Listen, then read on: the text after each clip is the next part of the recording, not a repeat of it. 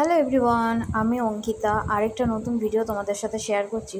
তো আমরা অনেকে বিয়েবাড়ির ডাল খেতে প্রচণ্ড পছন্দ করি, মানে বিয়েবাড়িতে যেরকম ঠিক নিরামিষ মুগ ডালটা হয়। আজকে চলো শেয়ার করি তোমাদেরকে এটাই, যে আমি এটা কিভাবে করলাম আর কিভাবে শিখলাম।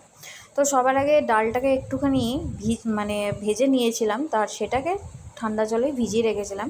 তারপরে এখানে যতটা সিটি দরকার ততটাই আমি সিটি দিয়ে নিয়েছি। আমি আমার মাপ মতো নিয়েছি, তোমরা তোমাদের মাপ অনুযায়ী নিতে পারো।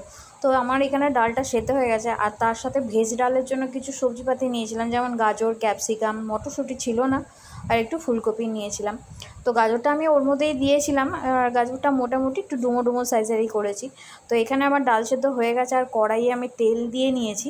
তো তেলের মধ্যে আমি আগে ফোড়নটা দিয়ে দেবো। তো এখানে জিরে, গোটা গরম মশলা যেমন হচ্ছে একটা দারচিনি আর এলাচ আর দুটো শুকনো লঙ্কা দিয়েছিলাম ফোড়নে, আর গোটা জিরে।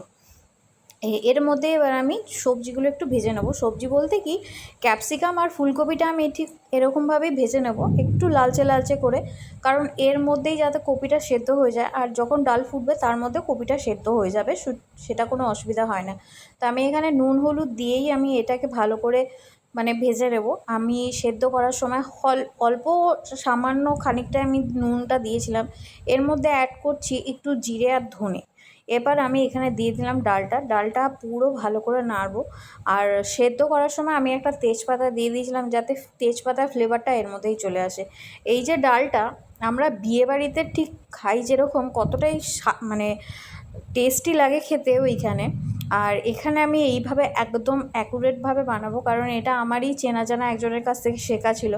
আর এর মধ্যে একটু চিনি আমি দিয়ে দিয়েছি স্বাদ মতন অবশ্যই।